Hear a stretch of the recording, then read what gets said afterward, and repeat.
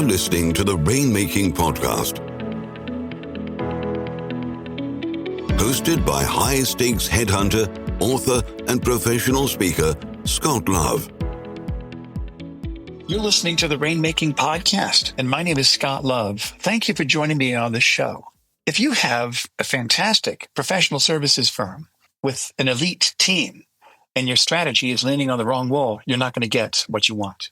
And this is what it's all about in terms of marketing and business development. It's your strategy. And we talk about this today and more in our conversation with Eric Morgan. Our topic title is Deciphering the Significance of Strategy. We go pretty deep into some of the topics that he's sharing with us today. Now, he works as a marketing and advertising executive within certain niches. Those might not be applicable to what you do, but the concepts absolutely are. Make sure you connect with Eric on LinkedIn. Check out his website, which is on the show notes. Wherever you listen to your podcast, check it out directly. We always have those links posted there. This is an interesting show. I think you're going to get some great insights and some deep insights, especially if you're involved in formulating strategy for your own professional services firm or even your own individual practice. As always, this show is sponsored by Leopard Solutions, Legal Intelligence suite of products, Firmscape, and Leopard BI. Push ahead of the pack with the power of Leopard. Also, if you're in the recruiting industry, check out theplacementclub.com. It's a learning community that'll help you learn how to become a top producer.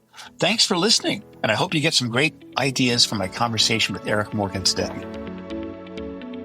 Hey, this is Scott Love with the Rainmaking Podcast. We've got our special guest today, Eric Morgan, and our topic is Deciphering the Significance of Strategy. Eric, thank you for joining me on the show today. Thank you. Appreciate the opportunity. And I love talking about all this. So I'm excited about it. Yeah, absolutely right. And I think that in business development, I think if you have a fantastic offering that is well designed and has excellent components, but it is leaning on the wrong wall, you will not get what you set your goals are. And it's all about the strategy. So we're going to dig into this. And help me with some working definitions. When you think of marketing and client development strategy, what are the first things that pop in your mind, Eric? The strategy is addressing the purpose and reasoning of why you're going to a market. You know, nowadays, so many people they confuse strategy with like a tactical thing. Well, my strategy is going to be, let's do more billboard or let's do more content. That's not a strategy.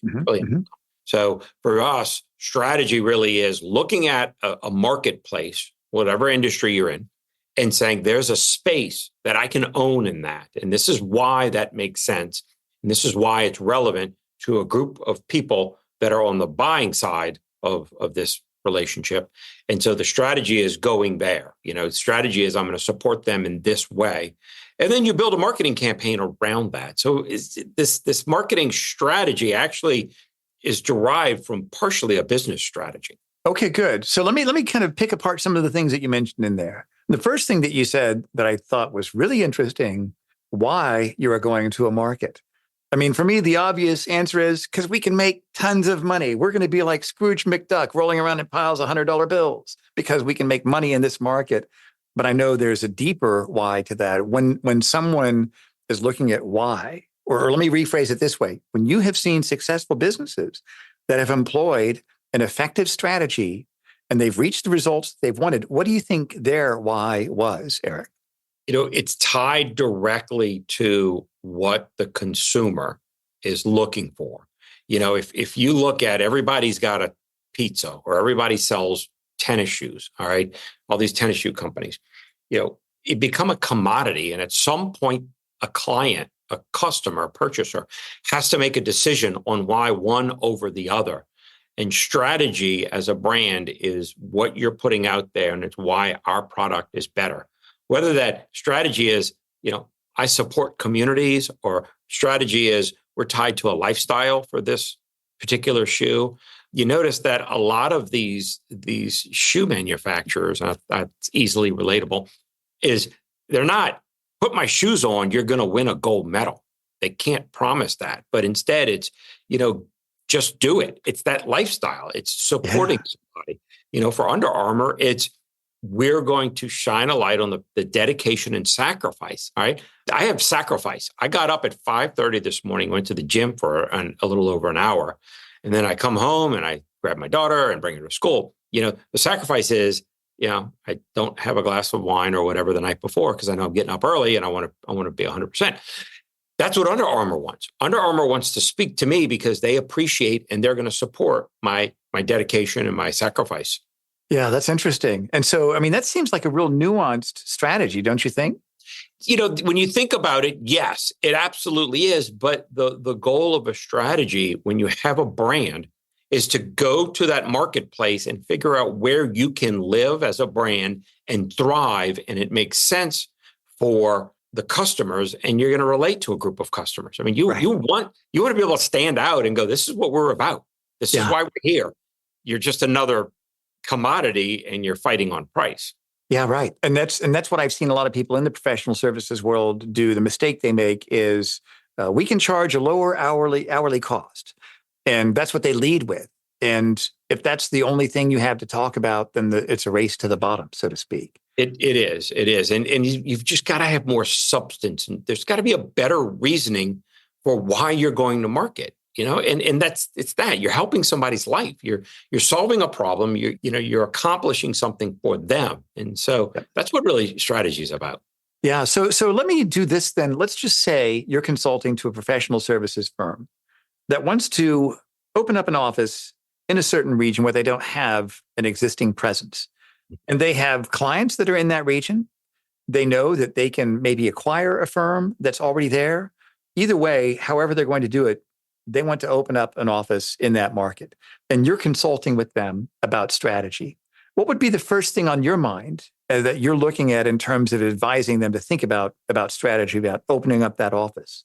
The easiest starting point would be, let's look at what the competitors are doing. Let's look at the landscape.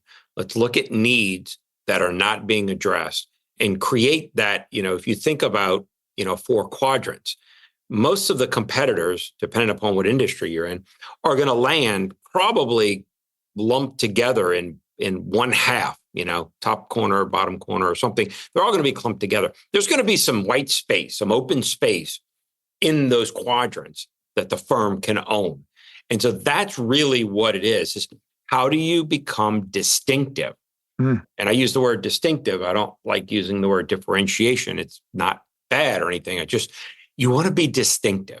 All right. You want to have some value offering there.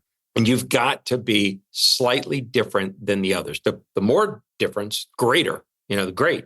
But that's really what it is you can't go into a market blindly and just start saying the same thing that you've said, because it might not be applicable to this geographical market. Yeah, that's right. That's interesting. I like what you said about distinction. And that's something that I believe also is important when I work with law firms, helping them to recruit talent. One of the first things I'll do, and I'll never forget the first time I asked a law firm chairman this, I said, what is it that you can say about your firm that nobody else can say about their firm? And you can't use the word culture because everybody thinks they have a great culture, right? And the problem with that is that everybody has a great culture. That's table stakes nowadays. I remember one firm, I asked him, he would have thought I asked for a moment of silence because it just took him a while to kind of think of something. But one thing he said is that we have people on staff that do business development coaching for our partners, and we have a full-time integration person on staff to help them integrate. So I was like, well, we're getting warmer here. That's unique, I think. So what have you seen with companies that you've worked with in terms of distinction? What has really worked well? And I know that everybody's situation is different, but what's an example of a firm where they had some real distinction, or any type of business when they pursued a certain marketing strategy, but they were distinct? And how did that distinction make a difference for them? One client that comes to mind, not naming names, but they're in a big law firm and they're in a tall, high-rise building, but they did just a little bit different approach where they created a kind of a customer service center where instead of you get on the elevator and you go up to whatever floor and all, they rented space on the first floor of that building. So that way they could have a customer service center, and it's comfortable, it's beautiful, it's clean. But when their clients come to have an appointment with their law firm, their attorney, they have a private room in that little customer service area. And so you're not in this giant, office space, but you're in this very warm and very inviting because, you're talking about legal here. You're Right. and a lot of, depending upon what kind of law you're practicing, a lot of people, it's foreign to them as a client. It's Yeah. really Right. foreign. And so it's overwhelming. So creating this warm environment, this inviting environment that was first floor, easy to get to, kind of almost like, I won't say concierge, but definitely VIP service, just that extra little touch, that extra little attention to detail from a touch standpoint is distinctive, is huge. I mean, you get treated like royalty and the red carpet rolls out for you. So it was just things like that. That's interesting. I've seen it before where distinction, and we could probably categorize them. One of them could be in terms of their offerings to their clients. How we offer this to our clients is distinct. We're the only professional services firm that has this type of offering, or we have a certain protocol in terms of a process. And I've seen some recruiting firms that do headhunting because I work a lot in terms of coaching with recruiting firms. So I've seen a lot. There's one search firm that actually took their process and got ISO 9000 certified or whatever that is, some sort of standard certification. And I thought, that is interesting.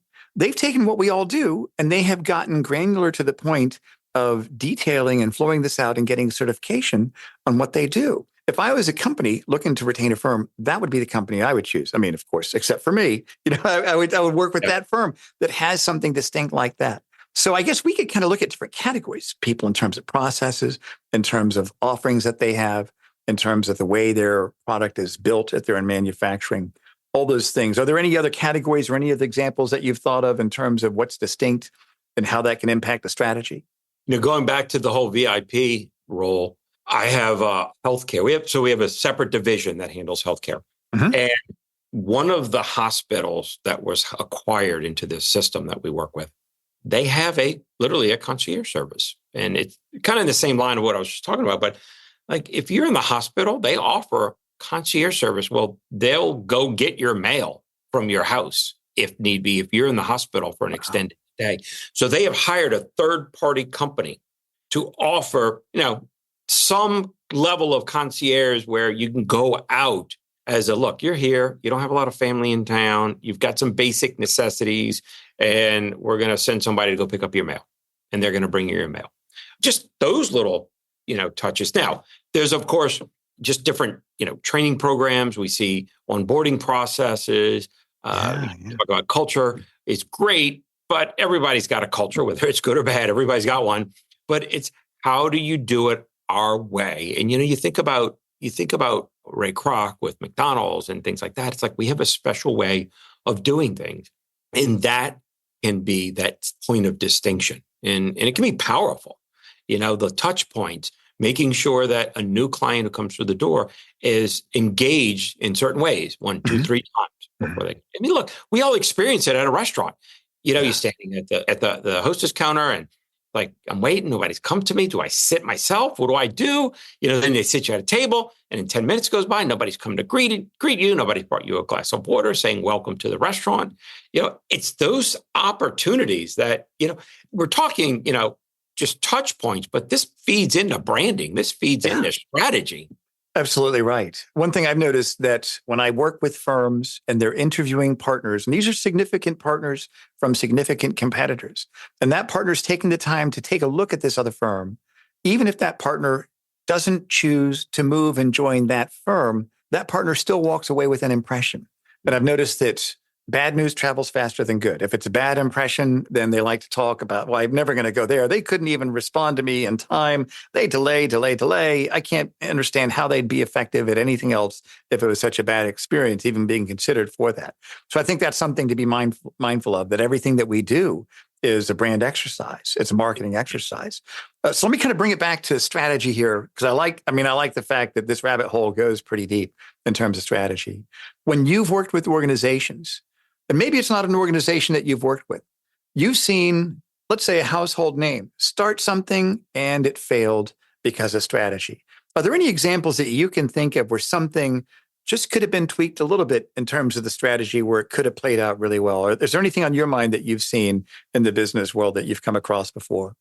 Yeah. And unfortunately, it happens a lot.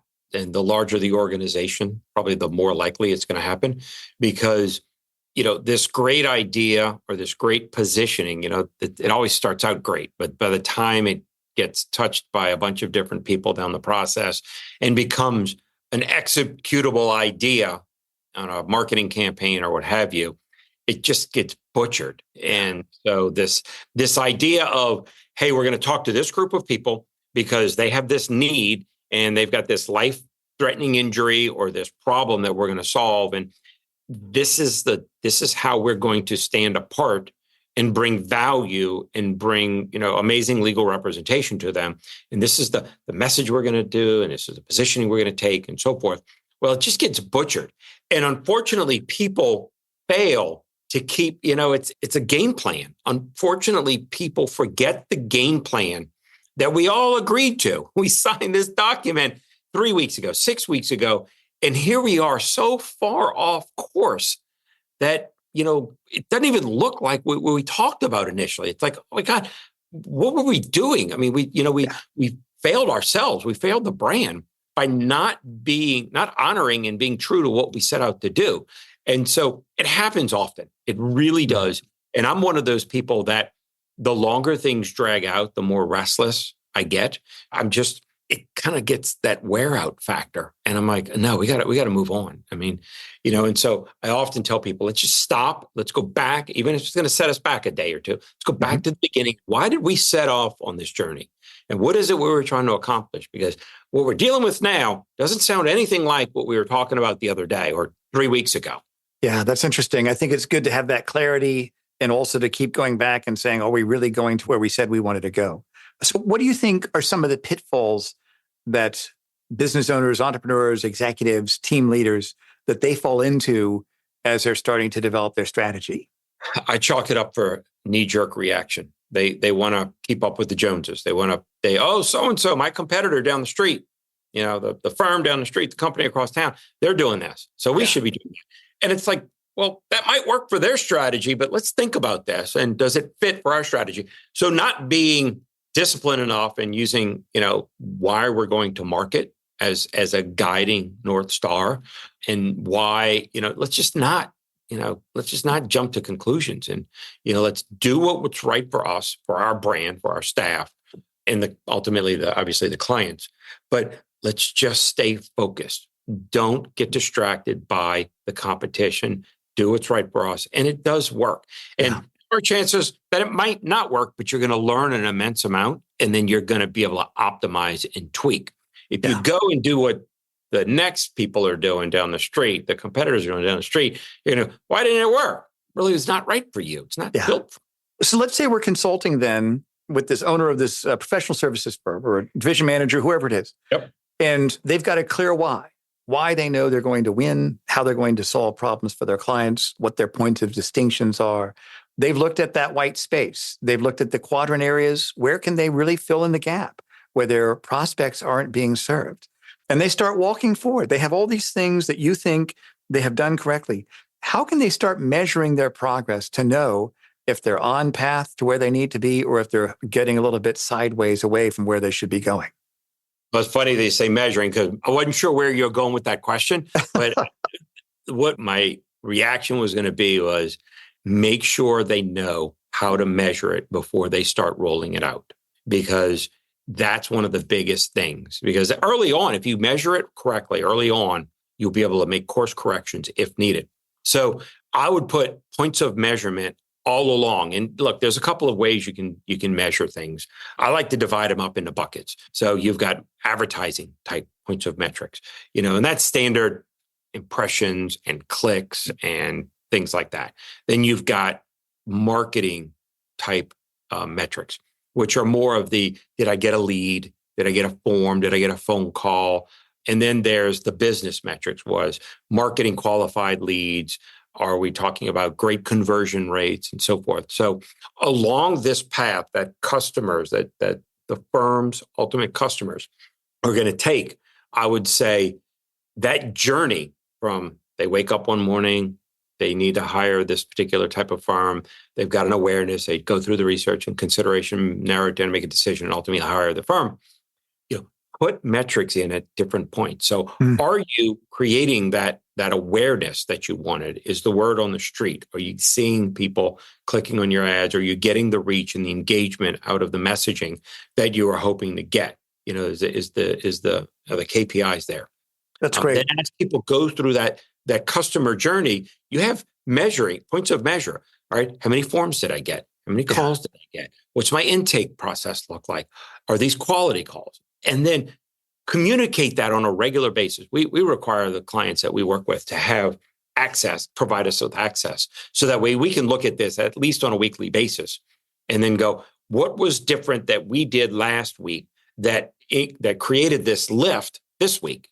What's the chemistry and the recipe that we had going on last week that had this great result or, unfortunately, a bad result? All right, great. Yeah. The creative is starting to wear out. The messaging is wrong.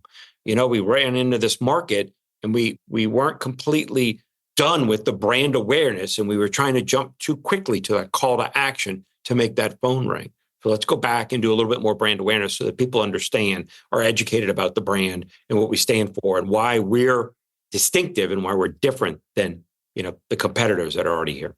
Yeah, this makes a lot of sense. And it's very simple. It's common sense, but you have to do it. You have to measure that. I think that makes a lot of sense. So if you could put, let's say we've got two different categories of companies, those that have been successful in their direction, in their strategic approach, how they've measured it, all the research they've done, and then those organizations that haven't done as well, that were so close. What do you think some of the easy fixes are? Why do you think most of those organizations that don't reach their goals in terms of strategy, why do you think they usually fail? And what are some easy fixes? What are kind of the easy mistakes that they just missed along the way that could be easily fixable if they'd known better? I would say just too often we see that firms don't have a strategy. They don't do an audit of sorts to say what's working and what's not working. And then they go, well, how do we tell that? And I'm like, okay, then you don't have an analytics program. So you're not measuring everything. And the old saying, what gets measured gets managed. Yeah. So I think it's putting that emphasis on strategy and the analytics so we can measure it, because without that, you're flying kind of blind. The ones that do it really well have that attention to detail. They understand the customer journey. They understand what their clients need, and they're building something to address those needs and have a presence in the content of those needs. And they're measuring it along the way, every way. It's not a 30-day, how did we do last month? How did we do last quarter? It's real time. How are we doing? I've got, I do analytics in terms of a pyramid. And at the very top of the pyramid is some of the most important things. And then underneath underneath the layers, you've got things that support the layer right above it. Yeah. That makes sense. So as we bring things to a close, Eric, if there were 3 action steps people could take to really get started implementing these ideas about strategy, what do you think would be the first, second, and third action step you recommend for them? Do a deep dive into what you really stand for and be malicious on yourself. Yeah. You've got to find what you really are. Like you said, culture is great. Everybody's got culture. Yeah. That's not a standalone. That's not something you hang your hat on. So just be malicious. Taking a true assessment of your inventory, meaning your creative, your messaging. What are you saying? And is it really living up and representing what you stand for? And is it standing out from your competitors in the market space? And let me ask you about that a little bit before we go to our third step here. A true assessment of your inventory, how you're being perceived, how you're being seen in the marketplace. How would you recommend they do this? Would they hire a consultant? Would they have their colleagues do this? Are they too close to the message themselves? Should they have a third-party agency do that? What do you think? Yeah, it's very hard when you're that close to it, especially if, the head of the firm, it's their baby. They don't want to call the baby ugly. And that owner's direct reports surely don't want to call the baby ugly. So yes, it's ideal to bring somebody in from the outside, a consultant, short-term engagement, just somebody who's in that space that can tell them the truth that unfortunately they might not want to hear. Right. And what's our final action step on that, Eric?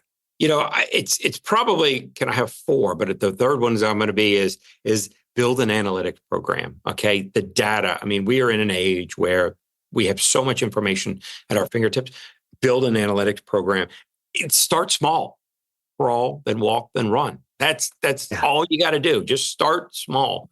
I'm going to slip up 4th one in there, and it's get your house in order. And what I mean by that is a lot of firms aren't taking advantage of free things like Google My Business.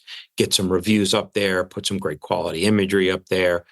Just make sure that kind of stuff, your social media, make sure the About Us and you got some great pictures and all that information is robust and it's on point. That's great. Eric, this is great. I'm glad you could be with us today. Thank you for sharing your wisdom and the great advice. Tell us about your company.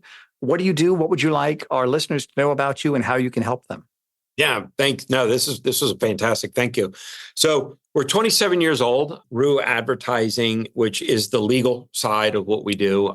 We have Morgan & Co., which also handles hospitality, tourism clients. But, our focus, my background is media planning and buying, but our focus is evolved into more strategy, branding, position to take advantage. We want to inspire brands and the people that lead those brands so that they can grow and thrive. Yeah. And we use marketing opportunities in the marketplace to make that happen. That's great.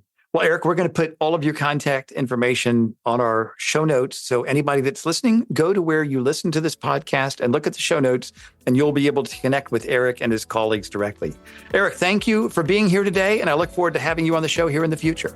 Thank you, Scott. I appreciate it. It was fantastic. Thank you for listening to the Rainmaking Podcast. For more information about our recruiting services for international law firms, visit our website at attorneysearchgroup.com. To inquire about having Scott speak at your next convention, conference, sales meeting, or executive retreat, visit therainmakingpodcast.com.